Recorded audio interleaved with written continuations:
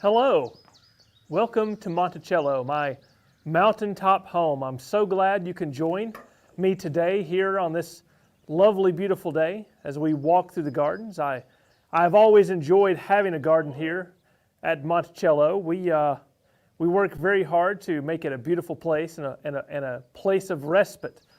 I've brought along a basket here in case I have any experiments or become hungry or thirsty. Let me set this down a moment over here, and we'll come back to that. But again, so glad you could join me. If you don't know, my name is Thomas Jefferson. Here we are in very much after my presidency. I've already served 2 terms as president. My friend James Monroe is now president. He's just gotten us through this terrible war with Britain, our second war during my lifetime. Of course, I was involved in the great American Revolution, where we lit that small flame that caught fire around the world in July of 1776, and I'm very honored to have been a part of that.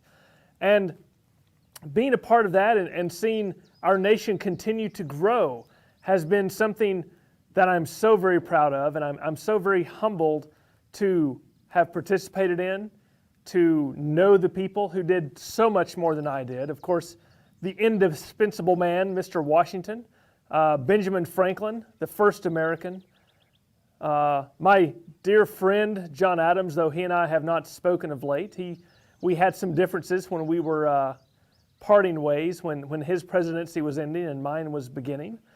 But it has been a lot that has gone on in this great life of mine, and now I'm finally have completed my service during the War for Independence, during the American Revolution, 2 terms as president, and now I am finally here on this beautiful mountaintop in the mountains of Virginia, my home where I grew up, where I went to school. I went to school in Williamsburg at William and Mary, and I met some of the great mentors of the day. Mr. George Wythe especially taught me what it was to be a citizen, to be a man of law, a man of letters, a man of science, a man of the Enlightenment.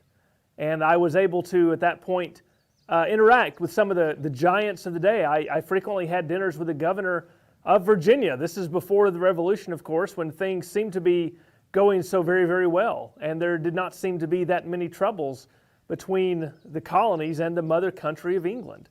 We shared a language, we shared religion, we shared a common sense of what it was to be a British citizen, the rights of man, the desire to spread British ideals throughout the world. And yet, something happened in the 1770s that seems to have turned all of that around. At the end of the French and Indian War, we had participated in that great war for empire, and we had felt so proud to be part of something that was greater than ourselves, part of the monarchy, part of the British and Commonwealth.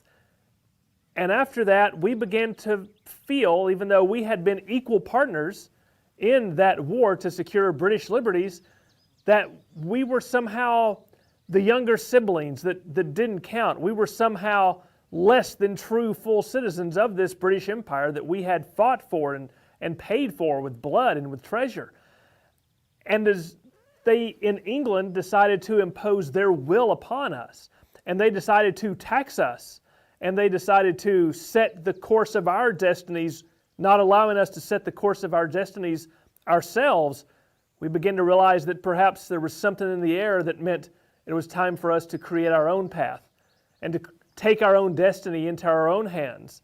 And at first, we were not really interested in independence from Great Britain. We merely wanted to sustain our rights as British citizens. But it, unfortunately, but quickly became apparent that we were not able to sustain our rights, that only through the radical course of independence from Great Britain would we be able to assert ourselves as citizens and take our place among the nations of the earth. This was the only way eventually that we saw that we would be able to become who we were meant to be. And I did, perhaps you've heard of the Declaration of Independence. I was one of the people who participated in writing that.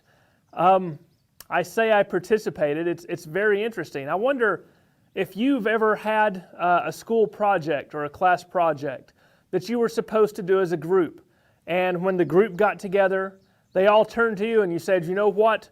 You perhaps are the best writer, you're the best thinker. Why don't you do this? We're going to go do something else. We'll leave it with you. Well, that is in effect what happened to me.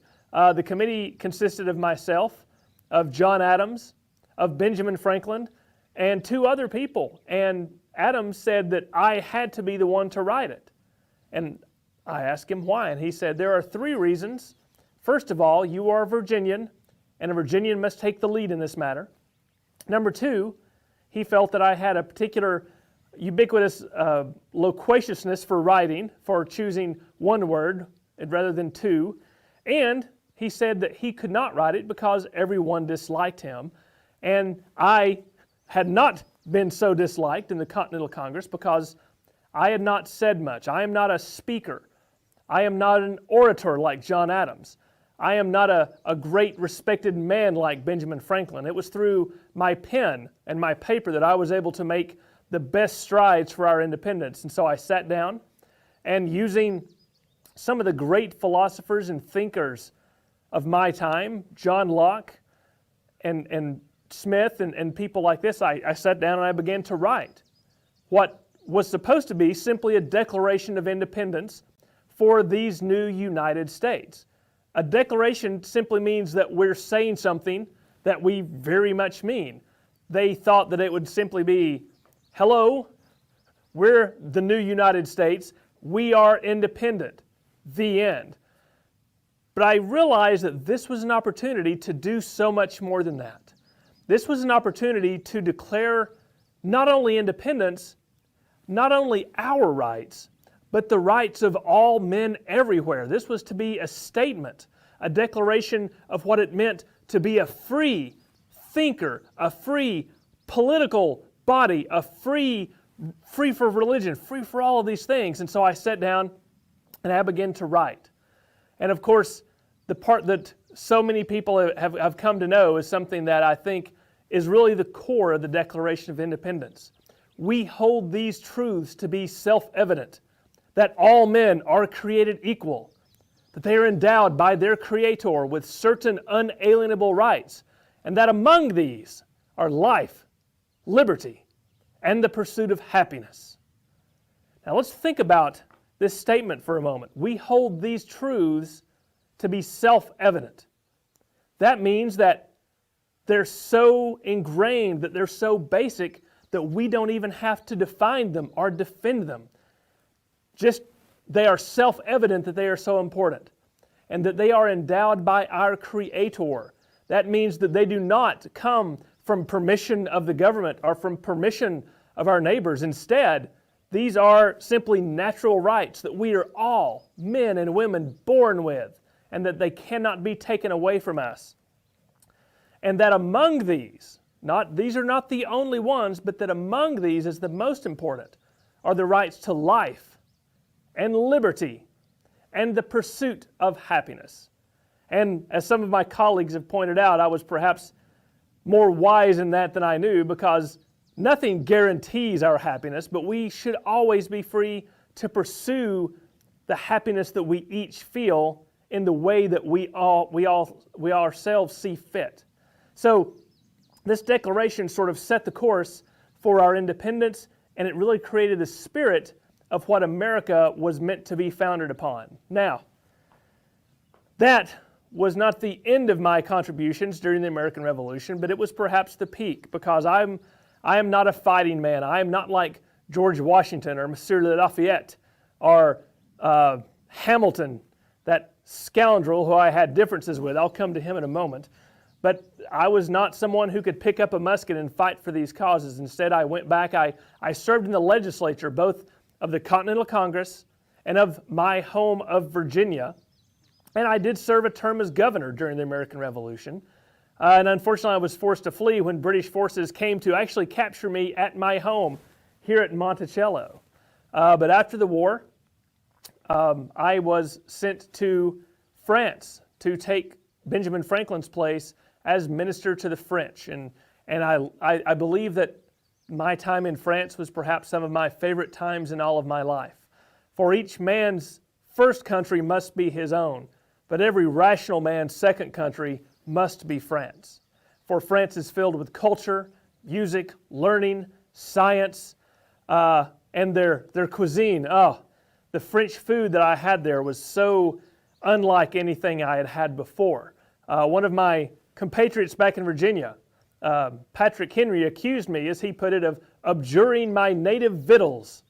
And what he meant was that I had acquired a taste for fancy food, perhaps too fancy for him, and that I had somehow forgotten what it was to be a Virginian, and I was too focused on what it meant to be a Frenchman. Well, that perhaps is unfair, but I must say I did love the French food, and I had someone trained as a cook and brought back home to Monticello with me so that they could learn to cook in that fashion. And then when President Washington was inaugurated as the first president of these United States, he asked me to be Secretary of State. I was very reluctant to do this. I was wanting to go back home to Virginia, to Monticello. I felt that I had done as much as I could in the service of my country, and it was time to look to my own affairs. And yet, he is a very, very imposing fellow, and it's hard to say no to George Washington. So I agreed, and I served during his first term as Secretary of State. And then I went back home. And then I was elected as Vice President when John Adams, the second President of the United States, was put into office, and I served as his Vice President. And I thought, well, after this is over, I'll be able to go home. And then there was the election of 1800.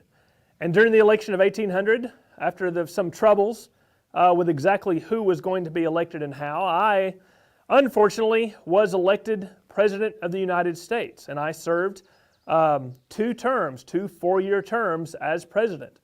And during my first administration, some amazing things happened. We had a war with the Barbary pirates along the coast of North Africa. We acquired the Louisiana Territory. Perhaps you've heard of that. It was the Louisiana Purchase. We purchased it from France, from the so-called Emperor Napoleon. And this was perhaps one of the greatest things to ever occur during any American presidency so far. I was able to double the size of the United States without shedding a single drop of blood. All we had to do was pay France some monies, $15 million, and in return they ceded all the land west of the Mississippi to us. And I knew that with this much land, it would be possible for the 100th and the 1000th generation to settle there, and that this would maintain American liberty, that we would become an empire for liberty. That's something that had never existed before. There had been empires for gold, or for greed, or to conquer other peoples, but we would be an empire for liberty. And this purchase and this availability of land for all would be able to make sure that that liberty continued beyond my lifetime and beyond the lifetime of my colleagues. During the second term, things got a little more difficult with all the troubles with England and France and the wars with Napoleon. We tried to stay out of those during my presidency, and we did.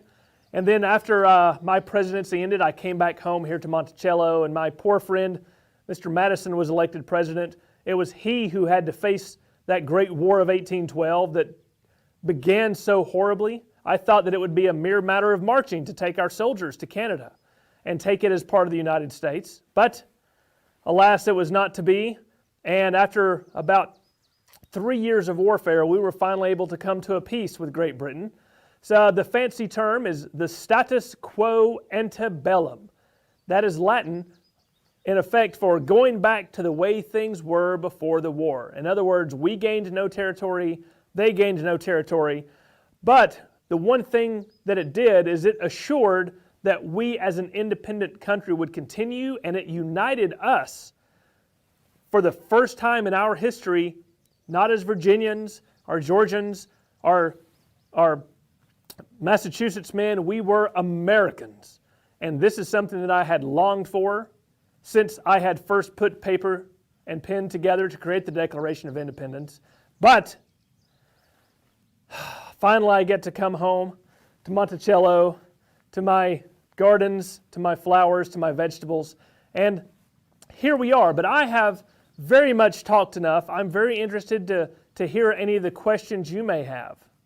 So, Mr. Jefferson, Chris Acorn wants to know, what do you think your greatest career accomplishment is?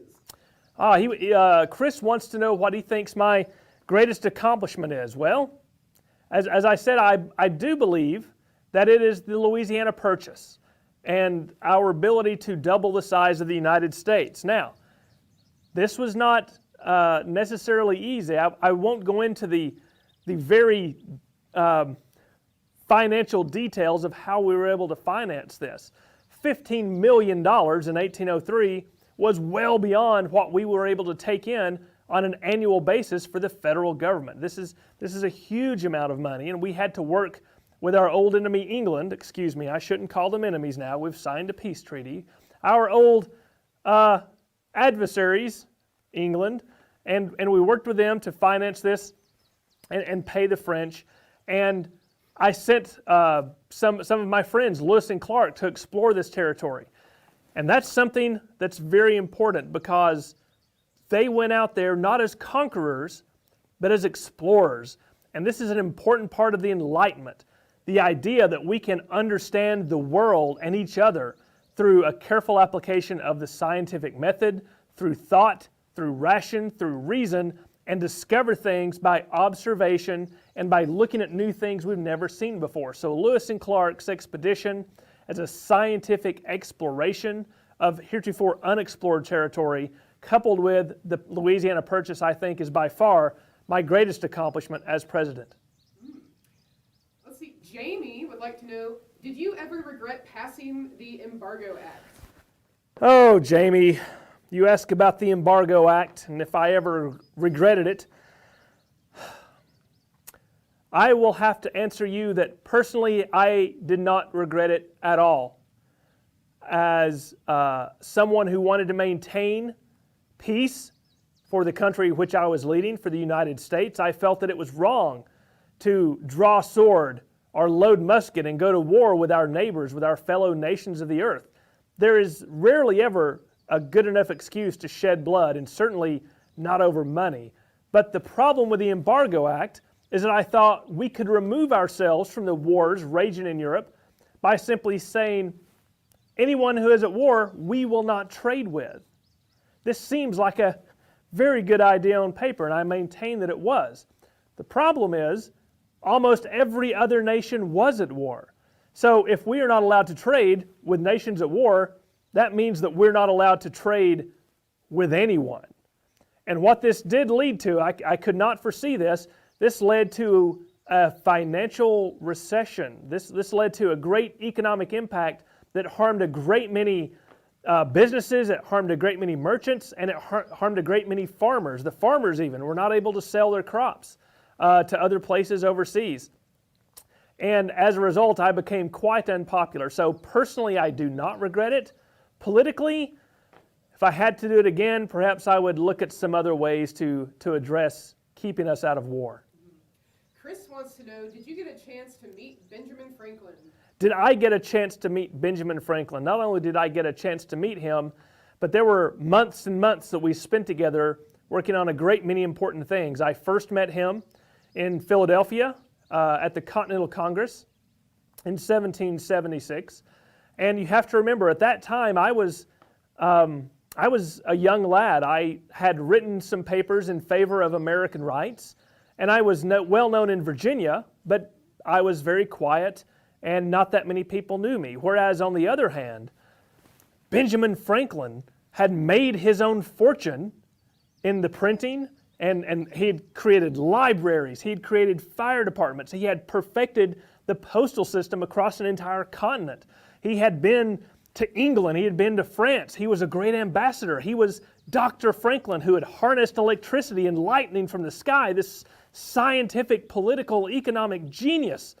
And just to stand in his presence was awe-inspiring as enough, but to know that I was going to be working with him closely was a remarkable honor. And later on, when we were both in France, courting the court of King Louis XV, to get support for the American cause, for liberty. And after the success of the Revolution, it was my job to maintain those relations.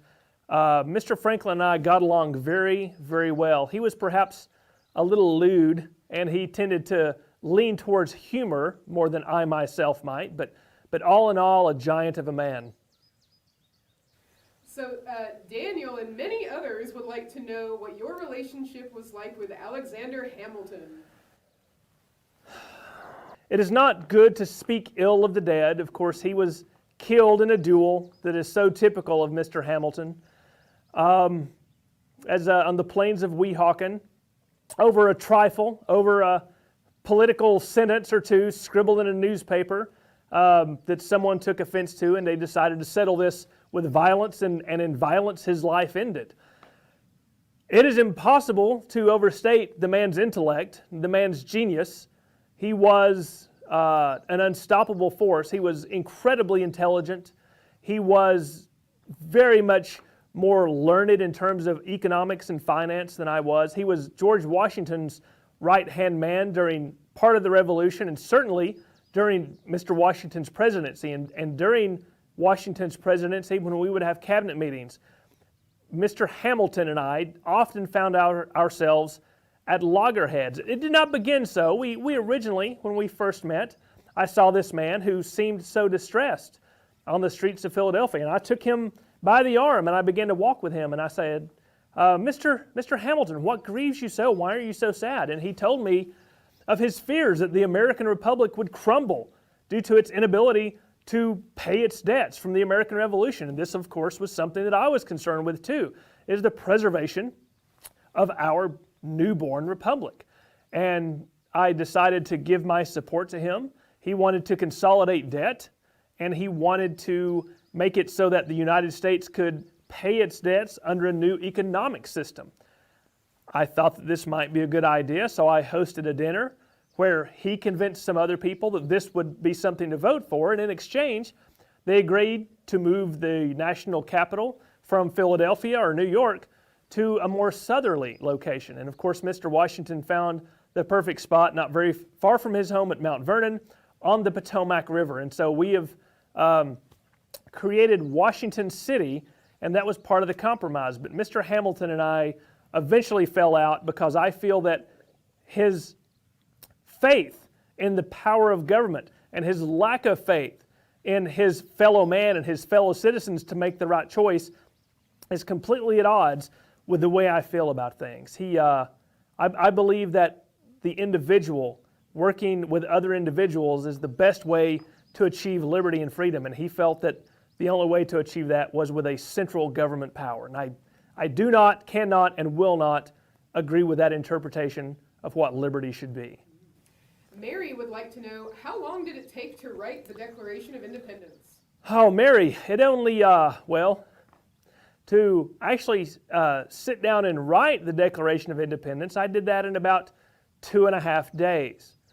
But you have to remember, it wasn't just sitting down to write it, it was all those years of study that I had done to prepare for this very moment. A good student in my time, I would very often read 10 to 12 hours a day when I was younger. This is how you learn. This was part of a formal higher education.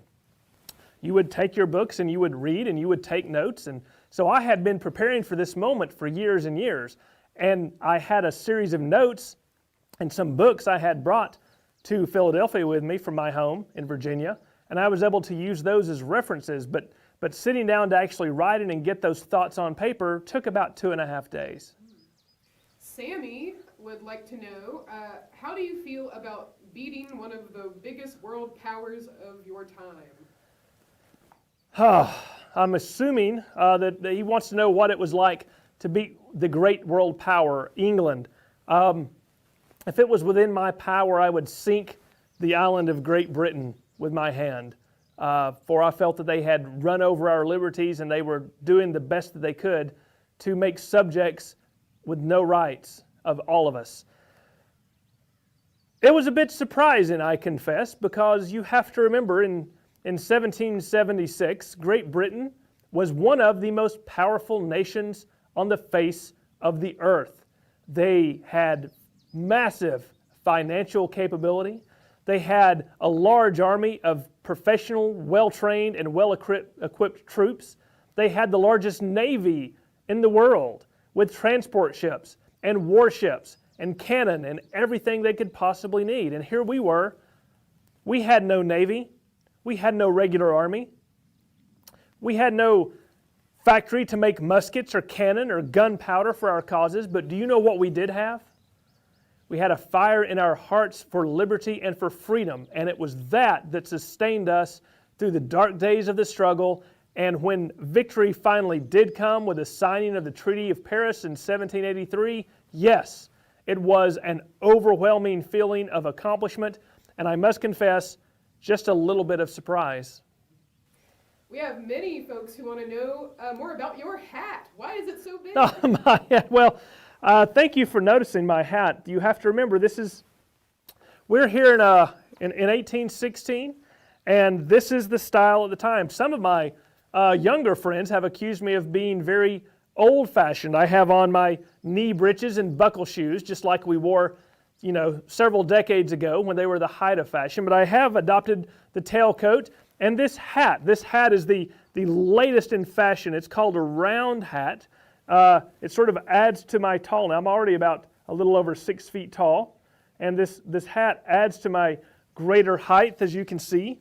And this wide brim keeps out the rain, or on a day like today, the sun. It keeps the sun out of my eyes. It's a very fashionable hat, and it's a very comfortable hat. Thank you so much for noticing.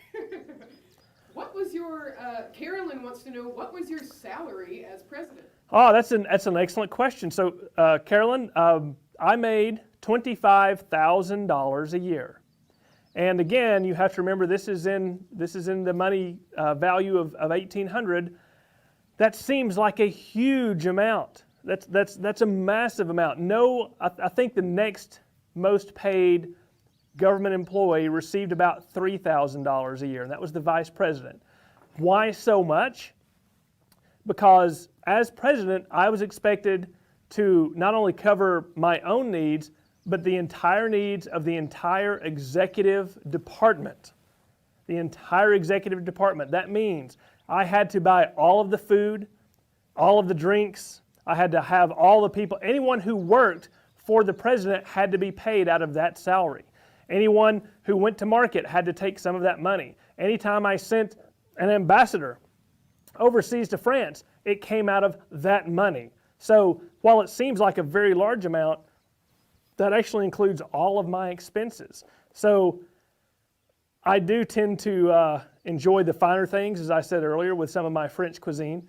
And so each year, even though I was making $25,000 a year, by the time I was out of the presidency, I had accumulated a large amount of debt because I would have some of the best wines brought from France to entertain our guests at the White House. I would have only the best food. I would purchase books and furniture and things like that. So it seems like a lot, but you'd be surprised how quickly one can go through that if one enjoys the finer things. Beth wants to know how old you are now, and Caleb wants to know when you were born. I was born in let me think now. I was born in 1752, I believe it was, old calendar. 1743, old calendar. And it is now 1816. So I'm trying to do the math. It's such a beautiful day. Why are you making me do all of these calculations? So I'm about 70 years old now. But I'm still around. A lot of my compatriots who signed the Declaration of Independence are not around. But my sometimes friend, sometimes enemy, John Adams, is also still around, bubbling up somewhere in Massachusetts. Bonnie wants to know about your inventions. So I'm not as good an inventor as I said. Mr. Franklin had so many great inventions. He invented the Franklin stove, bifocals. I haven't really invented that many things. I've more looked at the inventions of others, the one thing that I have invented that I will take some pride in is that I have invented a new plow, a new mold board for a plow. If you don't know what a mold board is, so the plow is hooked up to a draft animal like a horse or a mule, and it is pulled, and it has a blade that goes into the earth and turns over the earth so that the rich soil underneath can come to the top, so that when you plant your crops, that fresh earth, that good fertile earth can fertilize the seeds and make them grow better. And I used a mathematical approach to determine the best shape of this mold board so that it would be the most efficient and most effective as it is pulled through the ground, cut in the earth, and flipping it over. And I did file that with a patent office in the United States, but that's really the only invention that I myself created. I do, however, have several in my study that other people have invented that I have perhaps tinkered with and improved. There's something called a polygraph. You have to remember, when we communicate, all we do is write letters. And if I write a letter to someone, to one of my friends, and I put that in the post and mail it, I don't have a copy of that. So a polygraph is a board with a series of levers and brass hinges, so that when I have my pen and I write the letters and the sentences, another pen attached to these levers follows my every movement as I write. So it, in effect, creates a copy of the letter as I write it, so that one, I'm able to send to my friend, and I'm able to keep one for my records. I keep copious records. I want to make sure I keep up with all of my correspondence. Jackson, who is 11 from South Carolina, you mentioned a fight with pirates. Can you talk about that? Yes. So now, I myself did not fight the pirates. There were these different, we'll call them tribes. These on the Barbary coast of North Africa, there were several different small kingdoms, and they had ships on the Mediterranean, and they had this rather outrageous scheme. They would send these ships out, and they would attack peaceful merchant ships and take them hostage and capture the men on the ships and turn them into slaves and take the goods on the ships and thieve them and keep them for their own, unless the nations, different nations, would pay them a bribe. So when these nations paid them a bribe, they would leave that respective nation's ships alone. Well, they come to the United States and they say, will you pay the fee to keep your ship safe? And I knew this was piracy, and I refused to do so. After a while, we tried it a couple of years, but we realized it was so expensive. So what happened is I sent some of the ships from the United States Navy into the Mediterranean to fight these pirates, and it's an incredibly fascinating story. But to make the very fascinating story short, our naval forces were able to defeat those Barbary pirates from Tripoli and places like that, and have them swear not to attack United States shipping. And this was really the only foreign military expedition that I approved and needed to have. Again, I used the Embargo Act as a peaceful means to deal with the fighting forces of Europe, but with this with the Tripolitan pirates, I did have to send some fighters out to take care of that. Jody wants to know, did you work with Aaron Burr? And if so, what did you think of him? You know that Aaron Burr is the man who killed Alexander Hamilton. Aaron Burr began as a patriot. He served in the Continental Army, but everyone who knew him realized that he was probably not the most honorable and the most honest of men. He seemed to have something about him that was a little too ambitious, and he had all these different schemes about how he could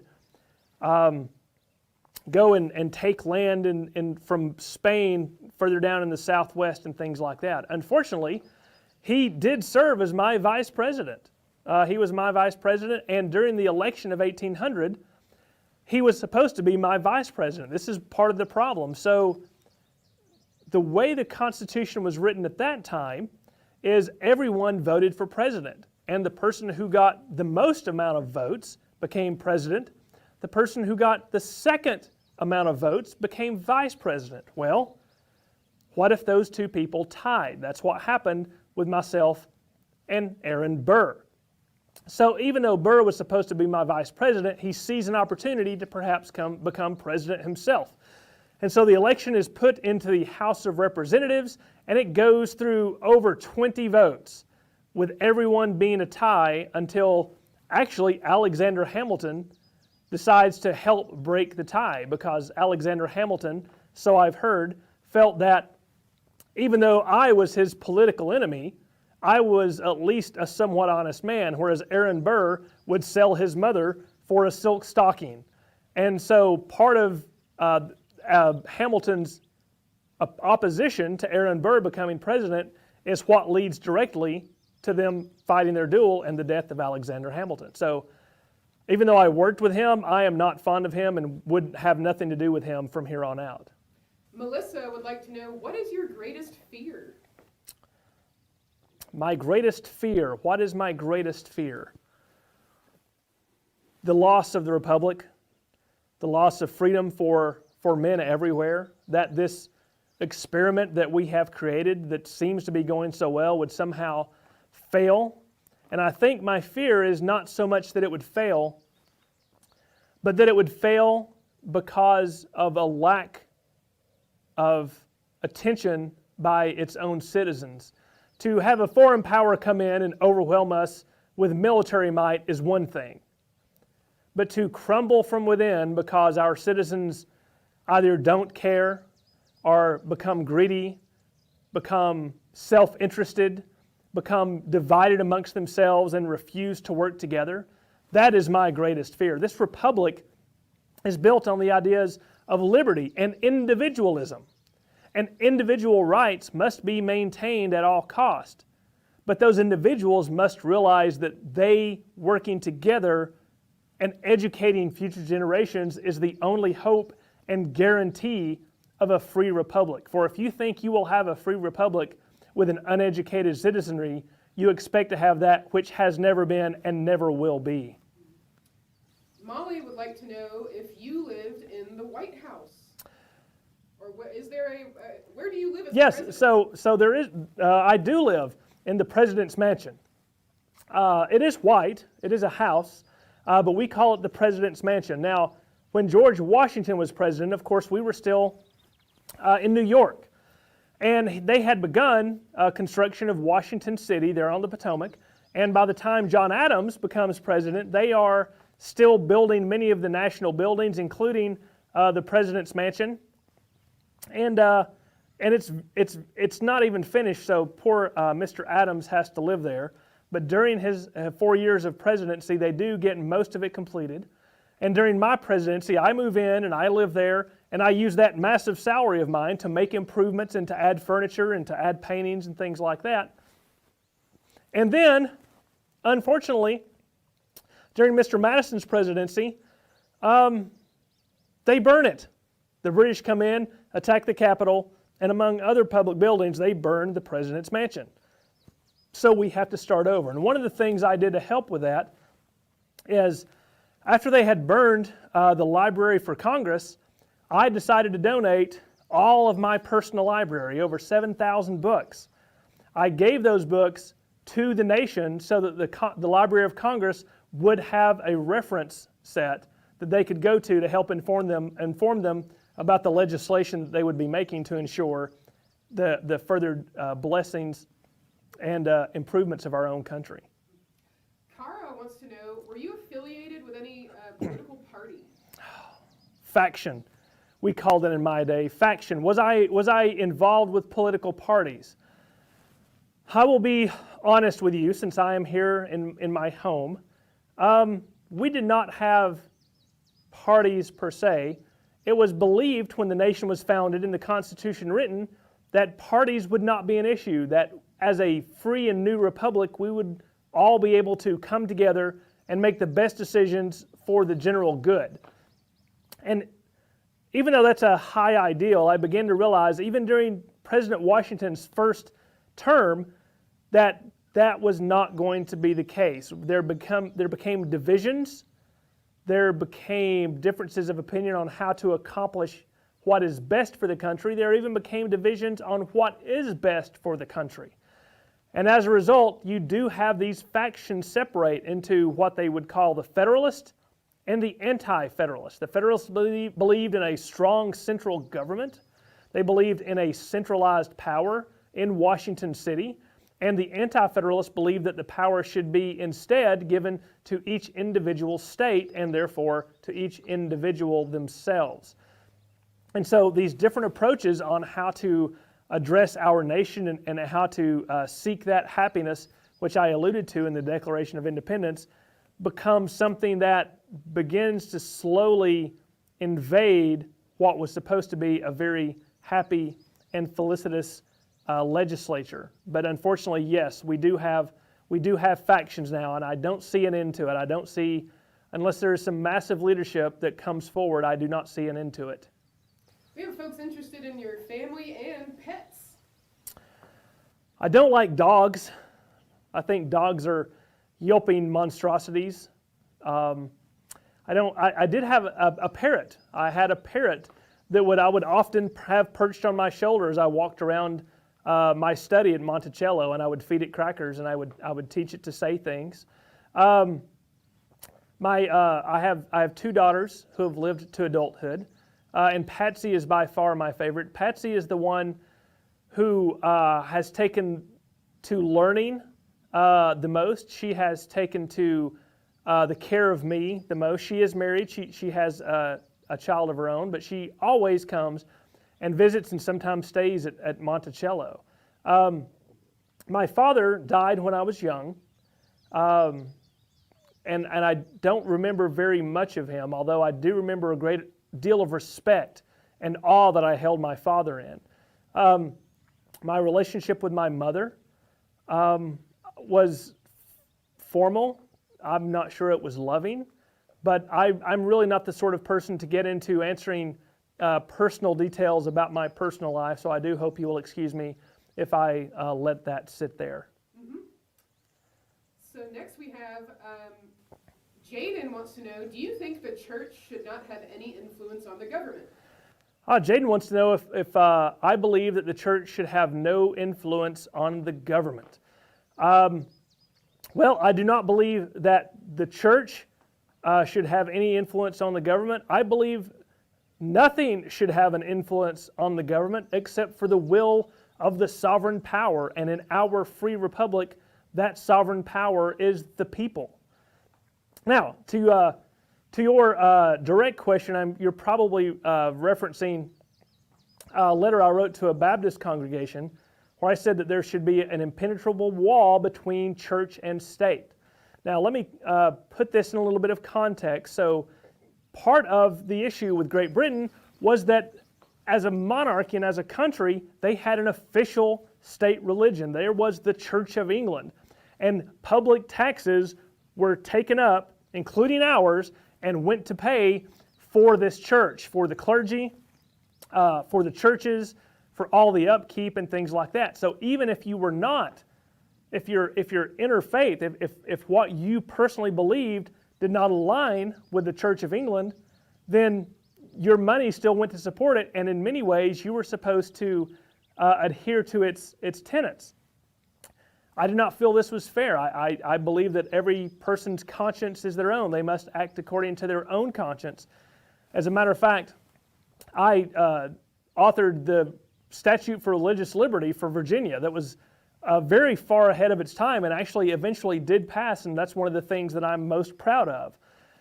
And so I do not believe that the church as a formal body should influence the government, nor do I think that any government should pay privilege or more attention to one specific church or set of beliefs than it does the other. I believe in the freedom of everyone to worship according to their conscience. As I said in a letter to one of my friends, I care not whether my neighbor worships one God or 20 or none, so long as it neither breaks my leg nor picks my pocket. Richard wants to know, how did you feel about Napoleon? Oh, Napoleon is a complex question. He was a complex creature. It's only a year ago that he was defeated at the Battle of Waterloo in Belgium. But for over 20 years, those wars that came about due to the French Revolution, which itself was very bloody, ravaged all of Europe and quite frankly ravaged the world. Those wars are the very reason that we had to fight another war against Great Britain. Napoleon sold us the Louisiana Territory. He originally was the supporter of a free French Republic, but once he crowned himself as Emperor of the French and began a reign of conquest, I certainly became less enamored of him and less supportive of him. At first I celebrated the French Revolution as something that the people were so oppressed, I wanted them to rise up as we had done and assert their own rights. But it quickly became a bloodbath. There were riots in the streets and heads being cut off left and right, and it was not the type of revolution and it was not the type of freedom that I had expected the French people to fight for. And the French Revolution, even though, as I said, my heart belongs in France and I love the French country and the French culture, it is not something that I am necessarily proud of. And our last question for Mr. Jefferson is from Shane. They want to know, if you could change anything, what would you change? Oh, that's an interesting question, Shane. What would I change if I could change anything? It's very selfish of me, but I think I would bring my wife back. We married, and we had 10 years of uncheckered happiness. And while I was away, she died due to complications during childbirth. And it's hard to imagine what my life could have been like if she had been able to stay with me. And her name was Martha Wells Skelton. And things might have been different. I think I would have been much happier. My domestic bliss would have been much greater, certainly, but that's the one thing that I would change. And again, I know it's selfish, but you asked the question, so that's my answer. Mr. Jefferson, I think that's the questions we have for you today, so we'll... Okay. So, please hold. You can say your goodbyes. Okay, well, everyone, thank you so much for joining me here at the Gardens at Monticello. I understand you have someone else you wish to speak with here in the garden, so if you'll excuse me, I will find my way back to the building. Thank you. Hello, everyone. It's me, Glen Kyle, Executive Director here at the Northeast Georgia History Center. I truly hope you enjoyed your visit with Mr. Jefferson. Mr. Jefferson is an incredibly interesting character. He's incredibly central to our early national history, but he's also a very complicated fellow. So I know we haven't done this with a lot of our presentations over the last couple of weeks, sort of have an in character and out of character, but because there are so many difficult things to discuss about Jefferson, and I assure you Jefferson himself would never be willing to talk about them with you, I decided to come out of character and go ahead and try to answer some of those questions that you have. So Libba, what do we have? Well, of course, the thing that is on everyone's mind is your relationship with Sally Hemings. So, yes, I thought that would be the case. So Sally Hemings, let me back up. There's a family of enslaved people at Monticello by the name of Hemings. And they tended to be one of the more favored enslaved families. Now, the reason this is because, so Jefferson marries Martha Wells Skelton. Martha Wells Skelton's father is also a slave owner, and he had a romantic relationship with one of the slaves, and he had a daughter. And this daughter was Sally Hemings, which means that Jefferson's wife and this slave, Sally Hemings, were half-sisters. So while Jefferson is married to Martha, everything we know about Jefferson seems to indicate that he was faithful to Martha. But when Martha passes away, he feels very lonely. I mean, it's not an easy thing for someone of his social class to just jump up and grab another wife that quickly. And so usually what we usually think happens, she goes to France while he is there as ambassador. And while she is there in France with him, we believe that they may have begun a relationship. And that eventually when they come back to Monticello, that they continue that relationship and that she has some of his children. Now here's the thing. They have done DNA testing, and the way DNA testing works is that it shows what the way the DNA works. We know that it's A. Jefferson who fathered those children of Sally Hemings. In a court of law, it would technically not be possible to link those children directly to Thomas Jefferson. But when we begin to look at the evidence, when we begin to look at the calendars of when they were together, because Jefferson traveled a lot until he settled at Monticello after his presidency. And the times he was at Monticello seemed to coordinate with the time when they could be together and then have kids. Now, something else about Sally Hemings, there's no question that she was an enslaved person. All of her children eventually were,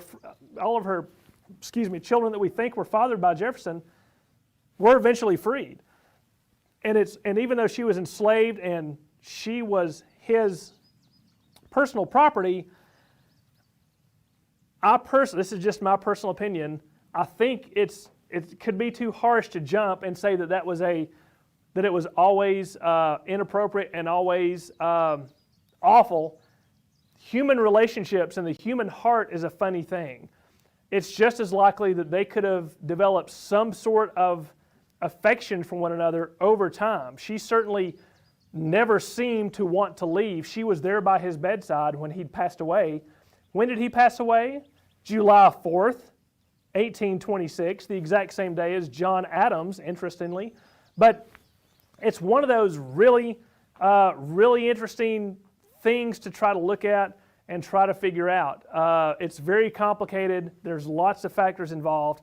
And of course, the book to read on this, if you're only going to read one book, is The Hemings of Monticello.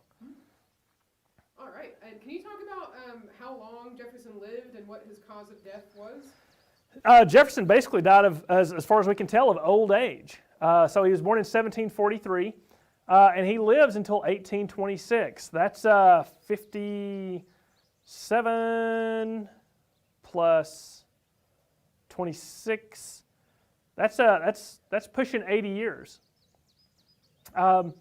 So he lived a pretty healthy life.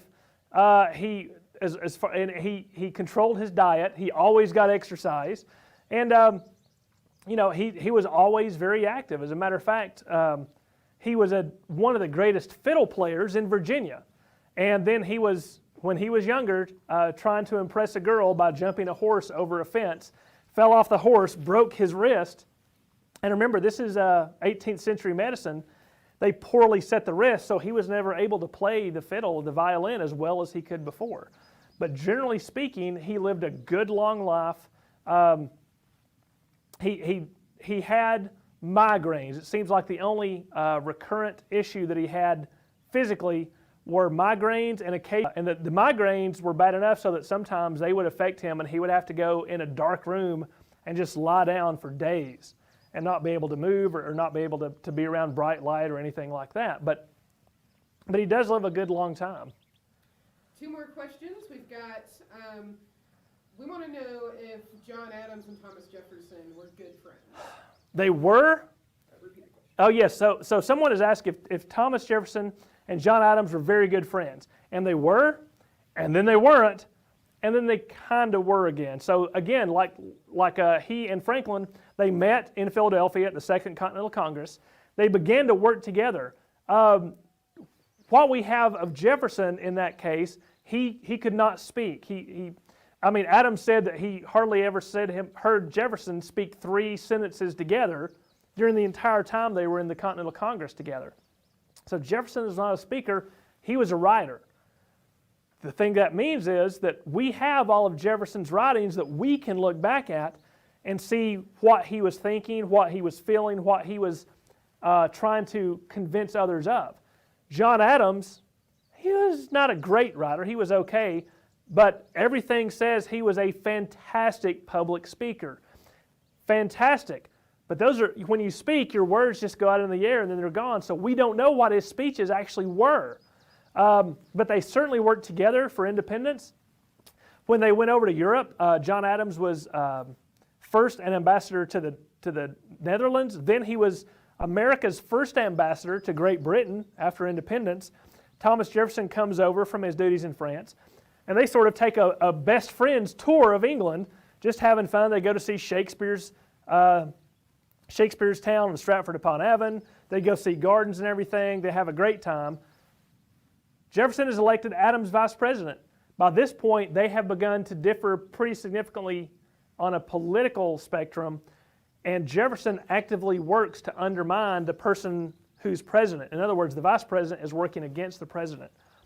Long story short, this causes them a strong split. And when Adams leaves the morning of Jefferson's inauguration, they never see each other again. That's it. So from 1800 to 1826, the rest of their lives, they never meet again.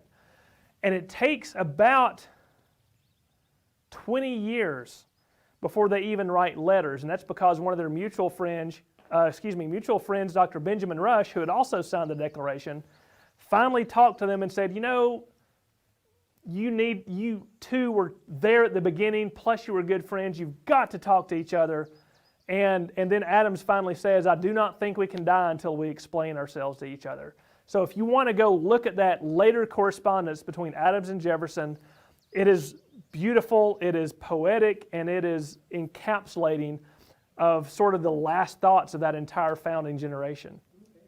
And our last question for today is from Tootsie, and they want to know, what should we know about Jefferson that's not typically taught in school? Okay. Tootsie wants to know, what should you know about Jefferson that's not typically taught in schools? All right. So everything you've heard today, of course.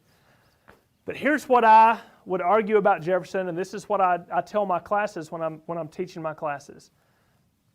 We're talking about someone who, on one hand, wrote that all men are created equal and that they are endowed by their Creator with certain unalienable rights, that among these are life, liberty, and the pursuit of happiness. That's the sacred scripture of the American spirit. And on the other hand, here's someone who owned over 200 slaves.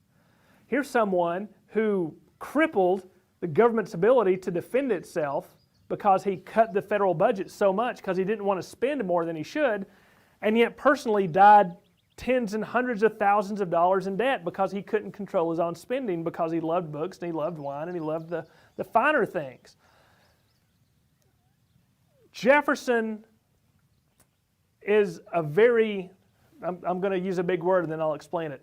He represents the dichotomy of what America really is. And what I mean by that is he's, like I said, he's the sacred scripture. He has the music of America. He has these beautiful things that he says and that he does and that he believes in, which represents the absolute best of the early American experience. I mean, it is. There's no question. And yet, he's also someone who was a slave owner. He's also someone who told his overseers to deal harshly with slaves when they misbehaved or tried to run away. He loved his wife dearly, and yet he went on to have an affair with her half-sister.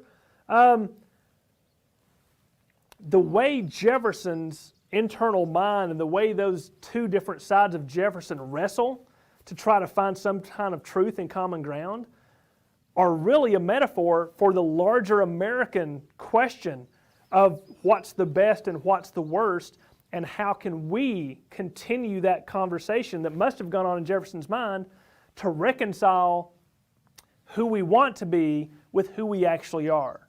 And I think that's the most important thing you can take away when you study Jefferson, and that's why I think Jefferson is one of the most important figures in American history to study. Folks, thank you for tuning in to this very special episode of Northeast Georgia History Center's live streams. We've had a fantastic week. We hope you have too. We'll see you again Monday at 2 p.m. Eastern time to take a look at the soldiers of the Vietnam War. But until then, please stay safe, please stay healthy, and if you can help support us to keep these things going, any little bit you can do. If you want to take a look at our website and click on that donate button, we would sure appreciate it. So, until we see you next time, thanks.